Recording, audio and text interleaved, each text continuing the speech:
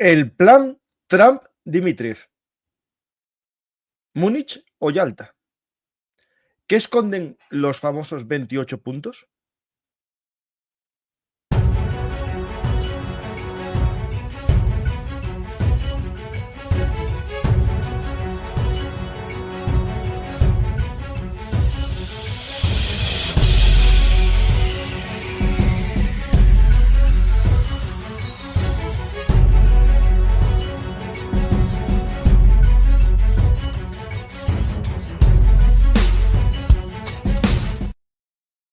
Hola a todos, bienvenidos a Pelum Artis, actualidad militar y geopolítica. Hoy vamos a hablar de los 28 puntos del plan que unos dicen que es de Rusia, otros dicen que es de Trump y puede que lo que sea es una filtración de un borrador que se va a ir modificando, como ya estamos viendo a día de hoy.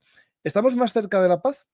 ¿La paz es lo más importante o es la paz justa lo más importante? Las guerras, en la historia, los filósofos diferenciaban las guerras justas de las injustas. Pues la paz es algo similar. Hay una paz justa y una paz injusta. En este caso, vamos a ver si estos 28 puntos que se están filtrando a los medios de comunicación son realmente una paz justa para el país invadido. Y sobre todo, como europeo, como ciudadano de un país de la Unión Europea, ¿es un buen plan de paz para Europa? ¿Nos garantiza un futuro en paz? Vamos a conocer el plan de los 28 puntos y hacer un poco también de reconstrucción de cómo se fueron filtrando estos 28 puntos, ¿no? Hace unos días, el miércoles, empieza a aparecer un rumor que lo publica Axios y el Financial Times y también el diario El Político de que hay filtraciones por parte de funcionarios estadounidenses y después en otros lugares se dicen que eran funcionarios rusos, especialmente de K. El K, ese K no es el KGB, sino que es Kirill Wizkov. Kirill, no, Kirill. Espera un momentito.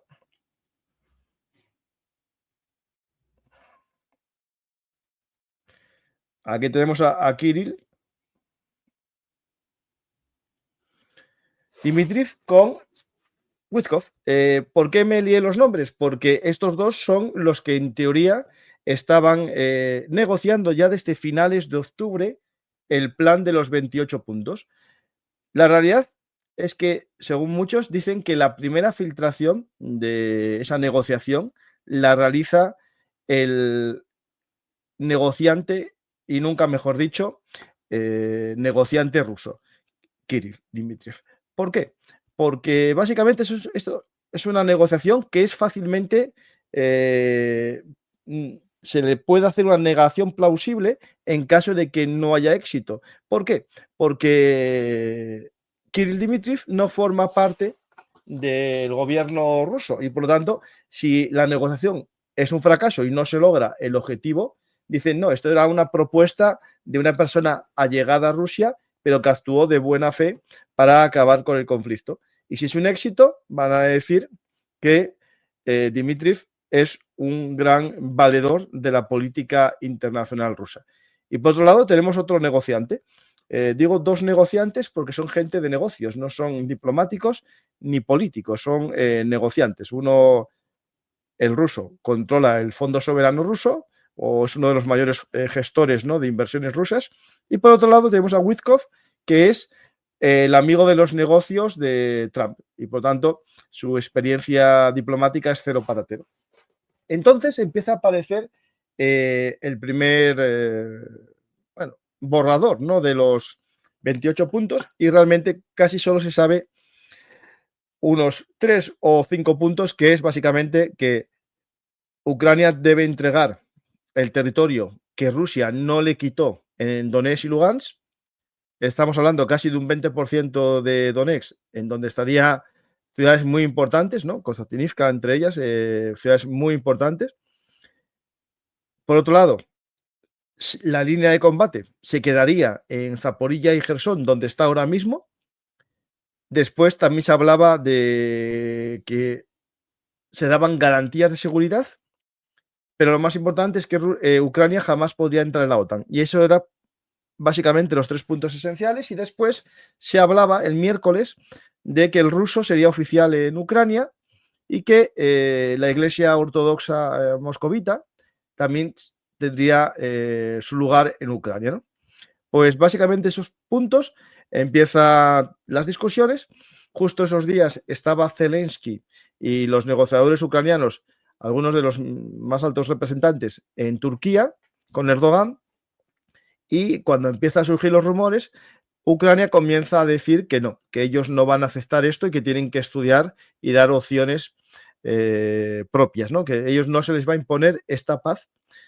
Europa, al día siguiente, el jueves, comienza también a decir que no, que la paz no se puede realizar o no se puede llegar a una paz justa sin la intervención de Ucrania en la negociación y tampoco sin el papel de Europa, ¿no? Porque quiera Trump o no reconocer el papel de Europa en el proceso, digamos, de sostenimiento de Ucrania, de su economía y de su ejército, es muy importante el papel europeo. Pero además, estamos hablando de la seguridad europea. Ucrania es un país que fue atacado por querer pertenecer al ámbito de la Unión Europea y, por lo tanto, nosotros como país europeo entendemos que si le atacan por ser como nosotros, es que nosotros también somos sus adversarios. Hay gente que os dirá que no, pero la realidad es que es algo que está en la mente de todos los, digamos, militares de verdad, no sujeta galones que hay en España. Los militares de verdad, los auténticos militares de verdad, saben el peligro que tiene un país expansionista que no tiene problema en anexionarse a su vecino, y si pudiera, llegaría mucho más, como dicen sus propagandistas. Están todo el día en la televisión recordando por activa y por pasiva que quieren llegar a París, que sus bombas nucleares pueden destruir Londres, y nosotros, mientras tanto, seguimos pensando en el mundo aliciano. Pues vamos a ver un poco el plan. Sacaré un borrador que se filtró. Aquí tenemos un poco ese borrador que lo filtró un diputado ucraniano, Oleksiy Honcharevko, en el que vienen los principales puntos. Aquí tenéis un poco el resumen. Yo tengo todos, están aquí todos los puntos en ucraniano y aquí los tenemos traducidos al castellano, ¿vale? Pero no os preocupéis que tengo todos aquí. Vamos a empezar a ver un poco y analizamos cada uno de ellos, ¿vale? El primero, soberanía de Ucrania será confirmada. Bueno, esto a Rusia podemos decir que no le gusta demasiado, porque hay que recordar que para Rusia Ucrania no existe, es un error histórico. 2. Rusia, Ucrania y Europa firmarán un acuerdo pleno y exhaustivo de no agresión. Todas las ambigüedades de los últimos 30 años se consideran resueltas. Bueno, lo importante es recordar que el único país que agredió a otro fue Rusia, que agredió a otro país europeo. 3. Se espera que Rusia no invada países vecinos y que la OTAN no se expanda hacia el este. La OTAN no se expande, son los países del este los que quieren unirse a la OTAN. 4. Se llevará a cabo un diálogo entre Rusia y la OTAN bajo mediación de Estados Unidos.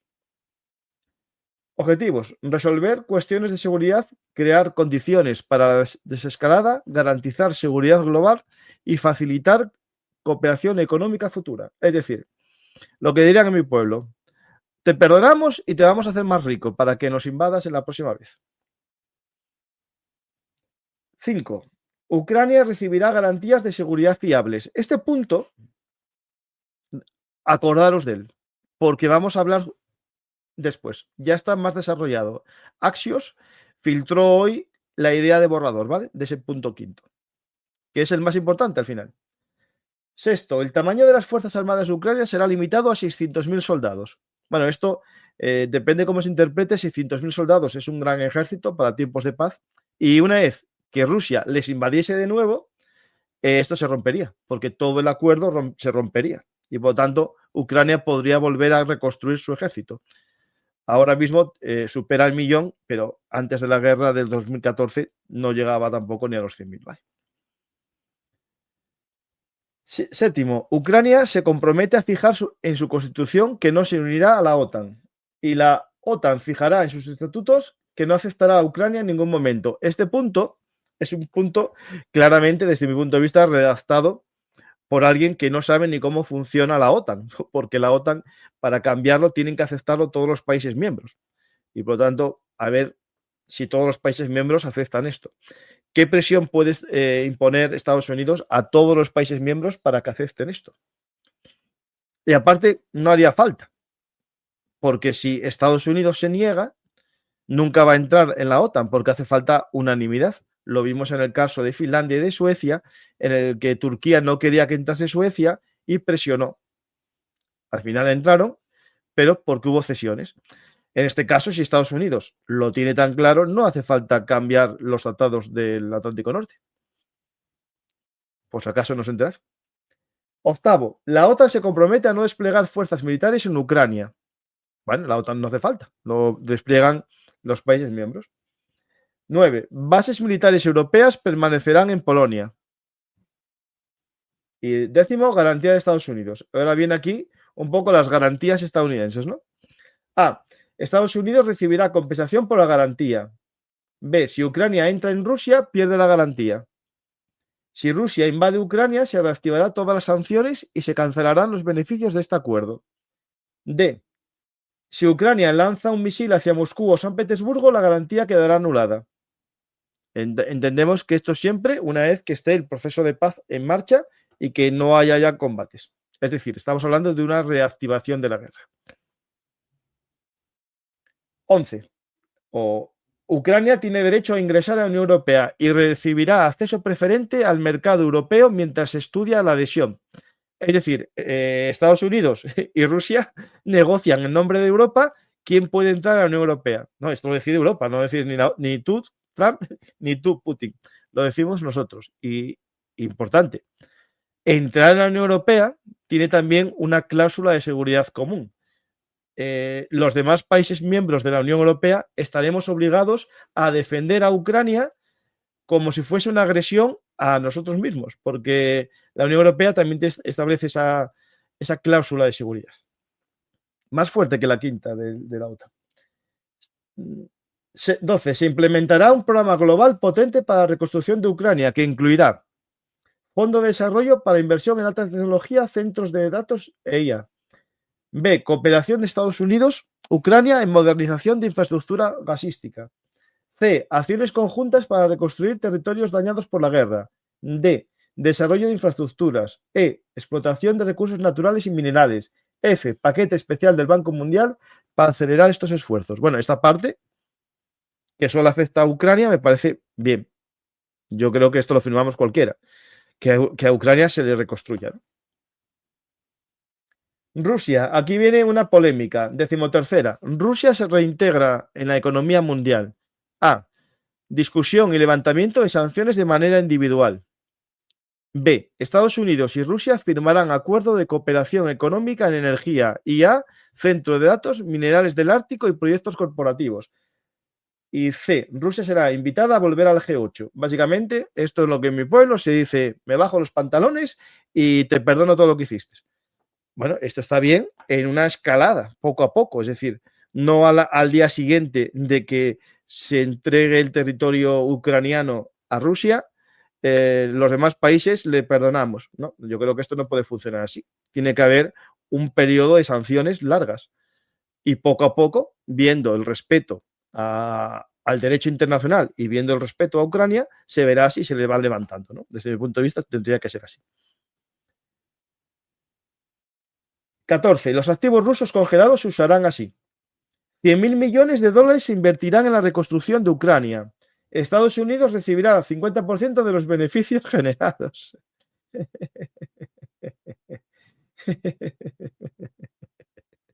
¿Alguien me explique por qué Estados Unidos tiene que recibir dinero de los fondos rusos? Que alguien me lo explique. Esto es, madre mía. Europa añadirá otros 100.000 millones. El resto de fondos rusos congelados irán a un fondo de inversión Estados Unidos-Rusia para proyectos conjuntos. A ver, esto es comprarse la voluntad de Trump a cualquier precio. Este es el borrador ruso desde mi punto de vista, o de alguien muy ruso, que dice, mira, Trump, tú mira todo el dinero que te voy a dar, aparte de que se acaba la guerra, te doy todo este dinero a ti. Y Europa paga. 15º. Se formará grupo de trabajo conjunto sobre seguridad y verificación del acuerdo. 16º. Rusia aprobará legalmente una política de no agresión hacia Europa y Ucrania. Bueno, sí, claro. Esto de no agresión, os recuerdo que hay tratados de no agresión previos, y de defensa. Los memorandos de Budapest. 17º. Estados Unidos y Rusia llegarán a un acuerdo de control nuclear y verificación, incluyendo un nuevo START. Bueno, esto me parece interesante. 18º. Ucrania adoptará una doctrina estrictamente defensiva bajo supervisión internacional. Hombre, Ucrania bastante hace que se está defendiendo desde el 2014. 19º. La central de Zaporilla volverá a operar bajo la OIEA, Organización Internacional de Energía Atómica, con electricidad compartida al 50%, ¿vale? Es decir, estará bajo manos rusas, pero darán al país propietario el 50% y el otro 50% se lo quedan ellos. 20ª. Ucrania establecerá un régimen de acceso protegido para empresas rusas y europeas en el tránsito energético. Es decir, volvemos a depender del gas ruso. Y ahora lo peor. Dar el premio al violador de fronteras. 21º. Territorios. A. Crimea, Donetsk y Lugansk permanecerán bajo control ruso de facto. B. Gerson y Zaporilla se congelan según líneas actuales. Y C. Zona desmilitarizada bajo supervisión internacional. A ver, esto ponen muy bien dicho de facto, porque Ucrania tendría que cambiar su constitución para poder entregar su nación, su territorio. Y por lo tanto, lo que se está haciendo ahí es de facto, vale, pues sí, de facto sigue siendo tuyo como desde el 2014, crimeano, pero no es tuyo porque es de Ucrania y será siempre ucraniano, pero Ucrania nunca lo podrá recuperar porque no va a tener nunca la capacidad para recuperarlo. Y Rusia será suyo digamos, de usucapio, pero nunca de propiedad, ¿no? Es decir, es volver a mantener el problema continuamente. 22ª. Se facilitará ampliación del comercio, tránsito energético y proyectos comunes. 23ª. Rusia permitirá el uso del Dnieper por Ucrania para comercio. También habrá acuerdos sobre el tránsito de grano por el Mar Negro. Mira qué bien que le deja usar su río. 24º. Comité humanitario resolverá: A. Intercambio total de prisioneros. B. Devolución de civiles deportados, incluidos los niños. Bueno, deportados o mejor dicho, secuestrados. C. Repatriación de cuerpos. D. Levantamiento de sanciones a individuos. Bueno, claro, esto es importantísimo, lo de los individuos. Porque a ver si los oligarcas no pueden usar el derecho, el dinero que tienen en Mónaco y en Londres y en los demás sitios. E. Compensaciones a víctimas del conflicto. Bueno, ahí van a tener que compensar bastante. 25º. Ucrania celebrará elecciones dentro de 100 días desde la firma. Bueno, cuidadito con esto. Desde la firma, si hay paz. Porque estando en estado de guerra no puede haber elecciones. Por lo tanto, tiene que desconvocar el estado de guerra Ucrania, y eso implicaría también un problema con todos los militares. Y Ucrania se quedaría sin todas las capacidades de defensa que le permite en una democracia a un gobierno el estado de guerra. Por lo tanto, cuidadín con esto, porque esto es muy problemático. 26º. Ambas partes recibirán amnistía total por hechos cometidos durante la guerra. Los crímenes de lesa humanidad, los crímenes de guerra no van a existir porque se perdona todo. Es decir, no existieron las matanzas, no existieron masacres de civiles. Muy bien, una amnistía completa. 27º. El acuerdo será obligatorio para todas las partes. Se controlará mediante un Consejo de Paz. Las violaciones conllevarán sanciones. Bueno, si las sanciones son como las que imponemos, que no se cumplen. y supervisión hasta ejecución total del acuerdo. Y la última, 28ª. El acuerdo entrará en vigor con un memorándum común. Las partes deben anunciar públicamente que renuncian a la fuerza y reanudan la cooperación. Aquí están todos listados, ¿vale? ¿Qué pasa? Que todo esto, cuando se ve todo listado, cualquier persona que tenga 2 dedos de frente y no sea un prorruso de calzador, ve que esto es una solución mala para Ucrania, mala para Europa y solo es buena para Rusia, que le perdonan todo y vuelve al mundo como si no hubiese pasado nada, ¿no? Yo creo que es un gran error porque es un precedente muy grave para todas las naciones, ¿no? Entonces, ¿qué empieza esto? Esto empieza a cambiar, empieza a reformularse. Yo no dije eso, no es exactamente lo que queríamos decir. Marco Rubio, que según algunos tiene que ver con el borrador, dice, bueno, es difícil acabar con las guerras y nosotros tenemos que ver muchos planes y algunos borradores. Puede ser que solo sea un borrador, pero hay que ver todas las posibilidades, ¿no? Porque empieza a haber protestas, ¿no? De los países europeos, también de propio Estados Unidos. Mucha gente estadounidense, el 80% de los estadounidenses están a favor de Ucrania. Y entre los republicanos también un porcentaje altísimo, un 75%. No verían muy bien esta victoria rusa y una rendición casi completa de Occidente. Por tanto, empieza a reformularse, ¿no? Aquí empiezo a hablar en este post, ¿no? Un poco de la situación, que esto suena a Múnich, pero a mí me suena más a Yalta también. Es decir, a Múnich o Yalta, elegir. En Múnich se cedió para evitar una guerra y la guerra vino igual. En Yalta, para acabar una guerra, se sometió a la mitad de Europa a una dictadura que ellos no querían. Y eso nos lo demuestra la historia. La mitad de Europa cayó bajo el dominio de soviéticos, un telón de acero cubrió a media Europa.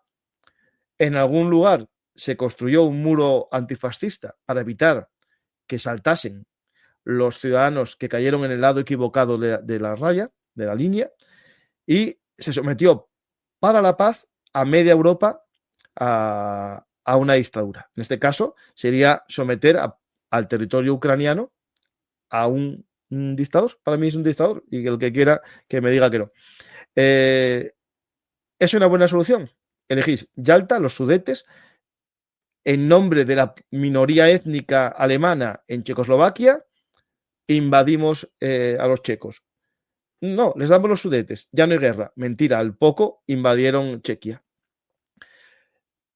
Yalta, no se acabó el problema, porque vino la Guerra Fría, un conflicto que protagonizó medio siglo, que llevó a muchas guerras en todo el mundo y por tanto tampoco se solucionó el problema. Yo creo que en este caso nosotros tenemos que tener claro el problema que hay y pensar que a veces es mejor esperar un poco más. Los ucranianos es los que tienen que decidir su futuro. Nosotros como europeos tendremos que dotarles de armas para que luchen y se defiendan y dinero, porque están defendiendo nuestra muralla también. Ellos son como el bastión oriental de Europa. Y yo no me canso de decirlo. Hay gente que está muy contento que Ucrania caiga, porque en el fondo quieren que caiga la Unión Europea y que los países europeos caigan poco a poco en sus populismos de extrema izquierda o de extrema derecha. Vamos a ver un poco también el punto que salió hoy, que es lo que os quería contar. En Axios se filtra un plan de seguridad. Cuando sueltan todo esto, claro, Estados Unidos empieza a contraprogramar y empieza a filtrar cómo iba a asegurar a Ucrania su integridad, ¿no? Y aparece un principio que no es la OTAN, no es la adhesión a la OTAN, pero es lo más parecido que Ucrania puede soñar. Básicamente es una especie de artículo 5 encubierto, es decir, que Estados Unidos y los países que apoyen esta, digamos, esta garantía de seguridad entrarán en territorio de forma directa a defender a Ucrania, tanto con inteligencia, con logística y apoyo aéreo. Y sería válido durante 10 años.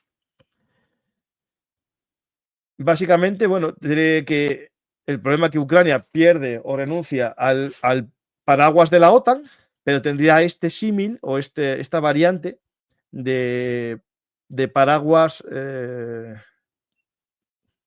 segunda o plegable, si queréis. Es decir, es un paraguas que cubre, pero depende, hay que abrirlo de una forma distinta al paraguas ordinario, ¿no? Es decir, este paraguas no es la OTAN. A priori puede ser más potente que la OTAN, porque la OTAN solo da que cada país miembro defenderá o ayudará como considere oportuno, mientras que este paraguas parece militar, ¿no? Parece claramente militar. El problema es que ya tenemos experiencia, ¿no? Del memorándum de Budapest, en el que Rusia, Estados Unidos, Francia e Inglaterra, el Reino Unido, garantizaban la integridad territorial de Ucrania por entregar sus armas nucleares, y resulta que Rusia, en vez de garantizar, les invadió, y los demás países poco hicieron también para ayudarles. El que más hizo, desde mi punto de vista, son los británicos.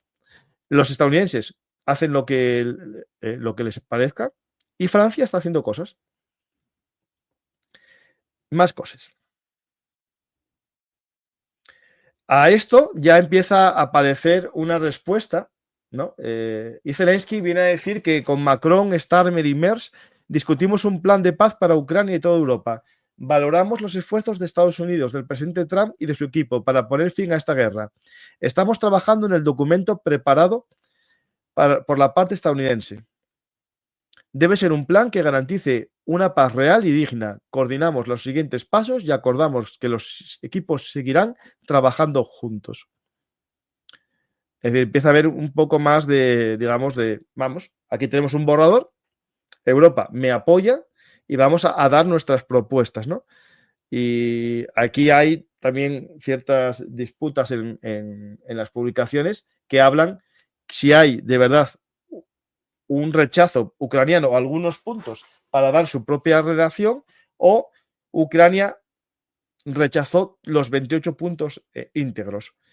Aquí hay varias versiones. Lo que está claro es que podemos encontrarnos ante un proceso de paz en el que hay un boceto de borrador, yo te contraprogramo, te doy mi idea y vamos alternando bocetos o borradores hasta que llegamos a una conclusión. El problema es, ¿Rusia quiere la paz?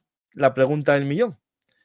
¿Por qué cada vez que hay noticias, ¿no?, de que las sanciones se van a poner, que los Tomahawks van a llegar, que, por ejemplo, los atacan en la base aérea de Baltimore, en Voronezh, algo que iría en contra de todo lo que estamos hablando? Es decir, si Rusia está ganando, si Estados Unidos va a dar todo a Rusia, ¿por qué autoriza a Estados Unidos el lanzamiento de Atacams contra Voronezh a más de a unos 295 kilómetros de la frontera, en territorio ruso y no en territorio fronterizo, atacando una base aérea en Baltimore? ¿Por qué? ¿Es Rusia la que quiere que haya una negociación de paz para frenar el apoyo estadounidense?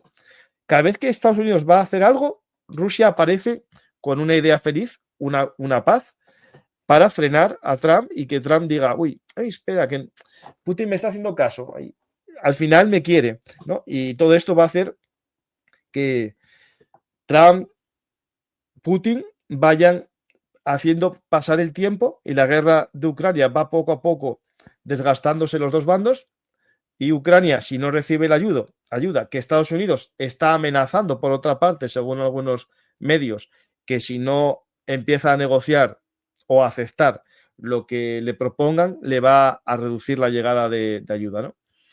Pues yo os lo dejo ahí, no sé exactamente, yo no me voy a meter en adivinar el futuro, pero puede que a lo mejor esta publicación que tengo aquí nos explique un poco también ¿Qué está pasando realmente detrás de todo esto, ¿no? Es decir, ¿por qué Rusia cada poco saca planes de paz? ¿Por qué Rusia está hablando de negociar si está ganando? Pues aquí yo creo que las sanciones son vitales, entender que están funcionando las sanciones estadounidenses a la empresa Rosneft, pero especialmente lo que para mí es lo principal, las sanciones cinéticas, los ataques a la refinería, los ataques a los puntos de exportación de crudo y gas que está haciendo Ucrania. Eso está reduciendo la capacidad de exportación y de obtención de divisas, ¿no? Por otro lado, tenemos una noticia también, que Rusia comienza a vender gran parte de sus reservas de oro. Empieza a tener un problema de tesorería, no de digamos, de ahorros, no de activos, sino de liquidez. Y por otro lado, tengo este post muy interesante que nos hace adentrarnos un poco en el pensamiento de Putin detrás de la paz, ¿no? Por ejemplo, aquí lo tengo un poco porque Rusia no quiere la paz rápida. Primero, porque, bueno, claro, tiene que vender el relato de que venció, ¿no?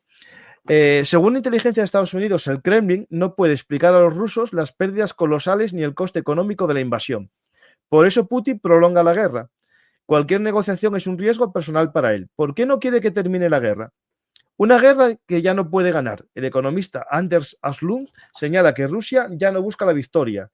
Una guerra eterna es más segura que una paz que exija explicaciones. 2 millones de veteranos volverían a casa, exconvictos, movilizados forzados y soldados destrozados por el frente, y todos con la misma pregunta: ¿para qué sirvió todo esto? El Kremlin no tendría respuesta. 3. Objetivos imposibles. Desmilitarizar Ucrania. No lo está consiguiendo porque se contenta con que lo reduzcan a 600.000. Es decir, si Rusia está conforme con el borrador y su objetivo era desmilitarizar a Ucrania, ¿cómo admite 600.000 soldados? Eso tampoco tiene mucho sentido, porque no va a lograr la desmilitarización. Vale, no entra en la OTAN, pero se crea una garantía similar. Y también entra en la Unión Europea. ¿Quién sabe de aquí a 5 años cómo se desarrolla en Europa? Ojalá, si yo tuviese algo de poder ahí, desarrollaría nuestra defensa común. Ninguno de los objetivos es alcanzable, ni el de desmilitarizar, ni desnazificar, ni impedir su acercamiento a la OTAN. Y Putin lo sabe. Según Galeotti, Putin está atrapado en el miedo. El historiador Mark Galeotti afirma que el líder ruso ve la paz como una amenaza. Cualquier propuesta de Trump solo aumenta la presión sobre él. Conclusión. Putin violó la regla básica de todo gobernante. No comiences una guerra que no puedas ganar. La prolongación del conflicto no es estrategia militar, sino supervivencia política. Esto lo llevo diciendo, creo que 2 años, explicando el problema de la gestión de los veteranos, el problema de los afganos, ¿no? De los veteranos de Afganistán, y explicando el problema de la gestión que tendría de los derrotados. Y eso explica también la creación de nuevas cárceles en Rusia para gestionar todo lo que va a venir después de violencia interna, ¿no? Más cosas. Por otro lado, aquí tenemos a...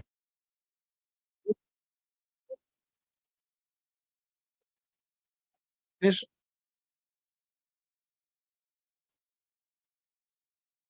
de que se cumplan o se logren alcanzar incondicionalmente los objetivos de la misión especial.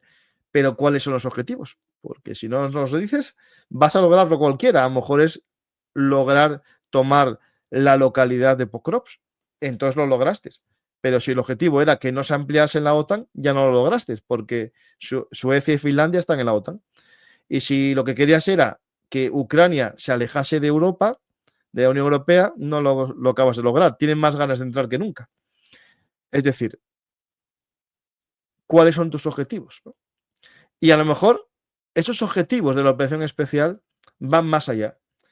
Y es lo que Europa empieza a darse cuenta. Y tenemos, por ejemplo, aquí al jefe de Estado Mayor francés diciendo algo duro. Se malinterpretó en algunos periódicos. tout le savoir, toute la force économique, démographique, pour dissuader le régime de Moscou d'essayer de tenter sa chance plus loin. Ce qu'il nous manque, et c'est là que vous avez un rôle majeur, c'est la force d'âme pour accepter de nous faire mal, pour protéger ce que l'on est. Les armées, c'est un extrait de la nation. Les femmes et les hommes qui sont aujourd'hui employés partout dans le monde ont entre 18.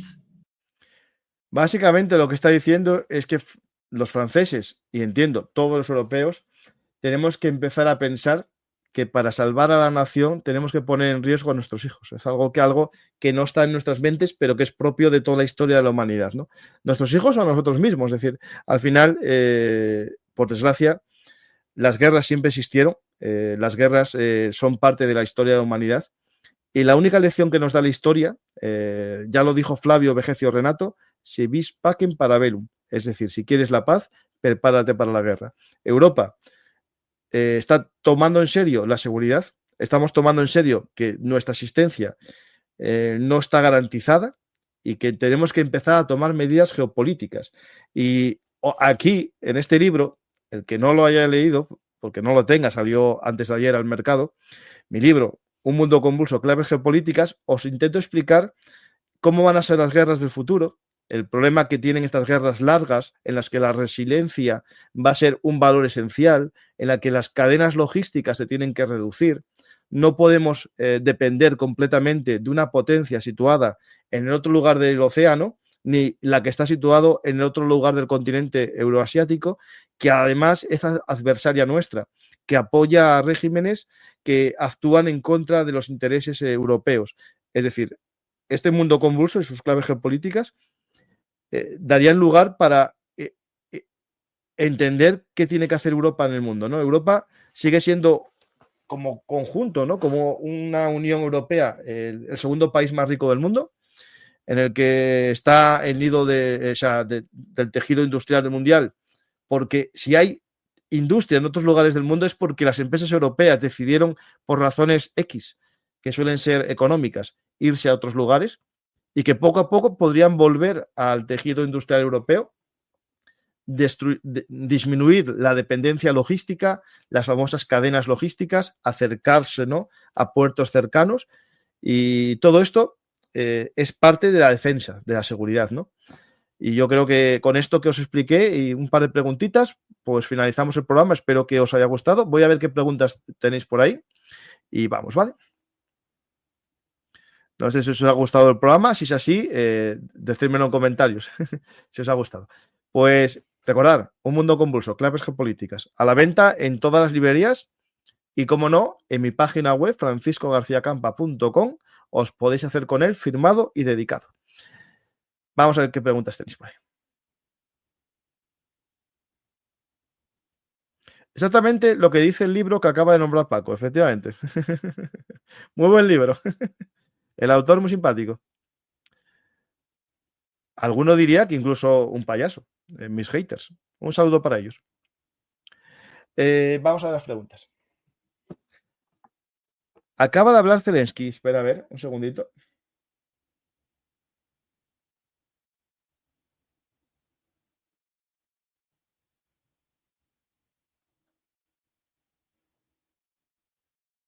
Bueno, si hay un cambio importante, decírmelo, ¿vale?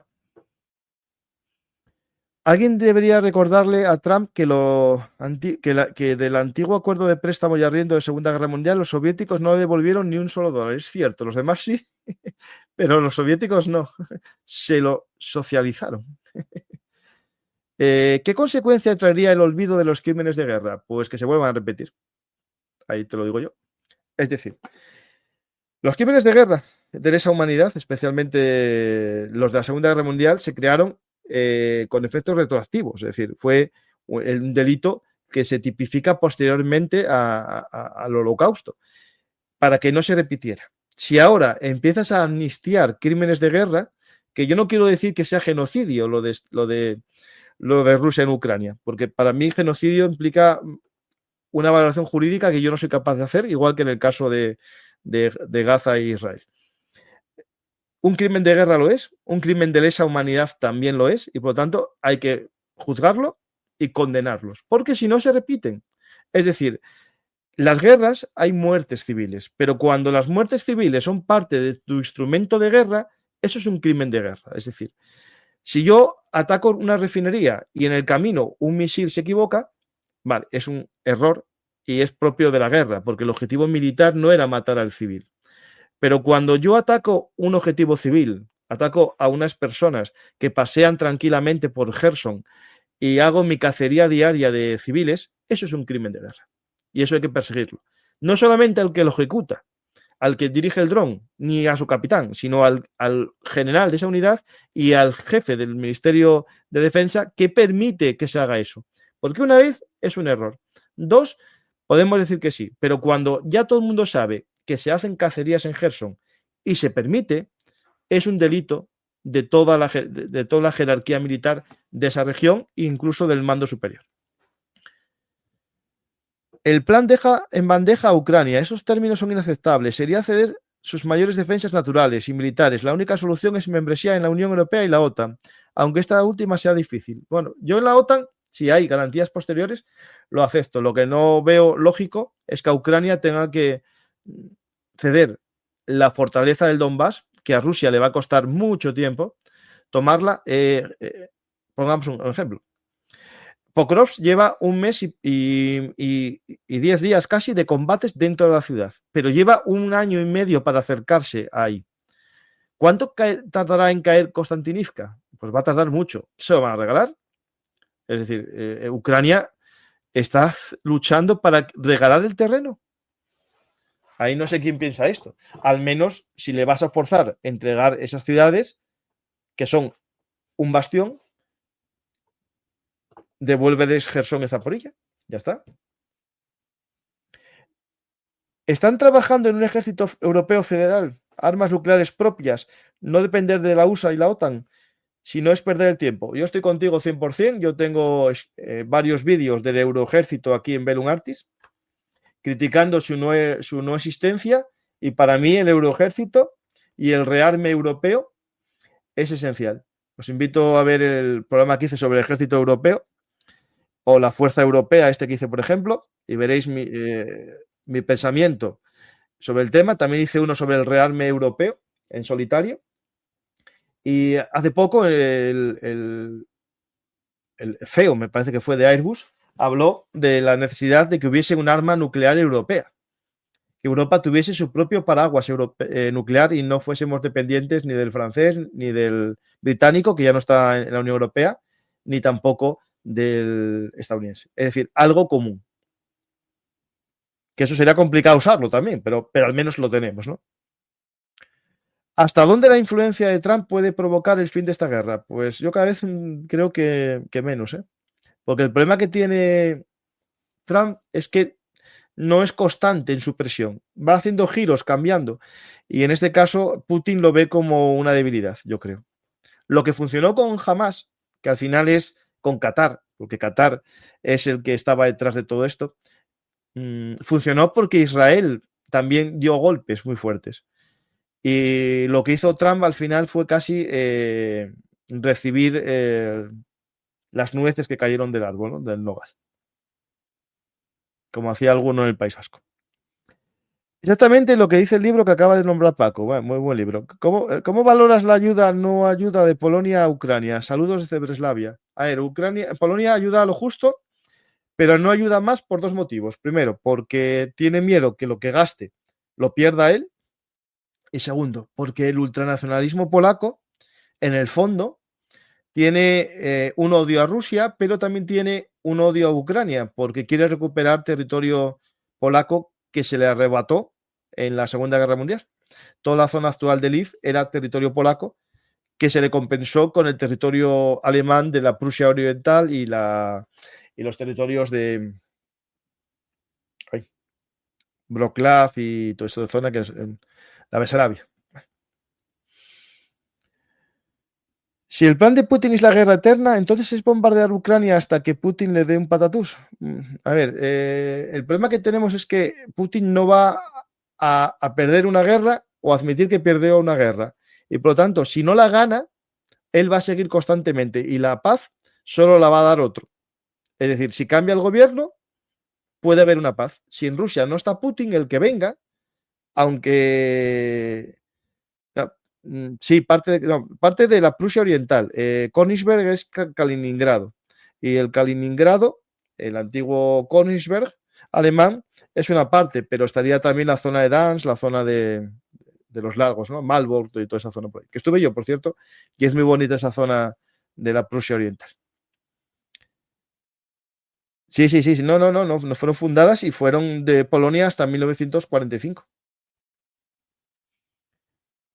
Os invito a ver un mapa que tengo en el canal de historia que se llama La Pizarra de Paco, el mapa europeo en la Segunda Guerra Mundial.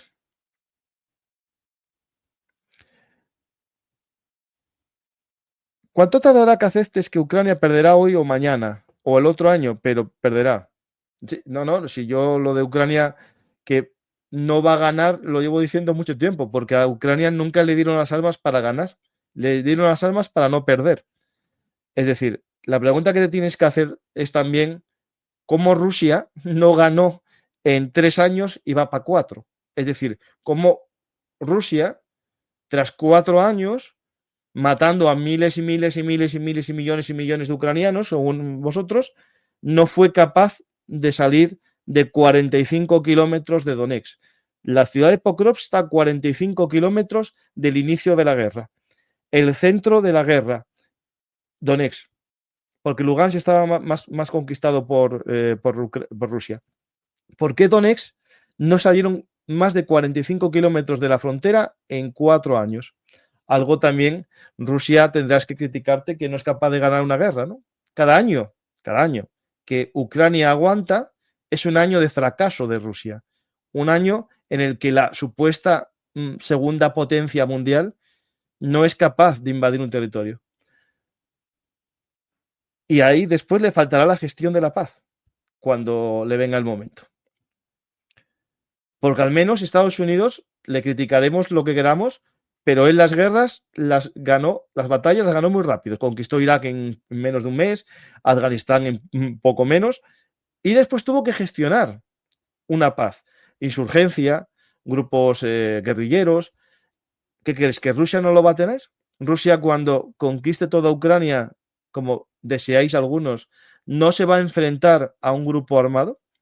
No va a tener milicias en los bosques, como lo tuvo Stalin hasta el año 54.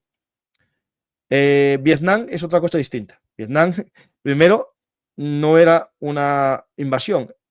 Vietnam del Sur, te invito a informarte, Vietnam del Sur pidió ayuda a Estados Unidos para no ser invadido por las milicias de Vietnam del Norte y los Vietcong, que era un grupo, digamos, insurgente fomentado por Vietnam del Norte. No es lo mismo.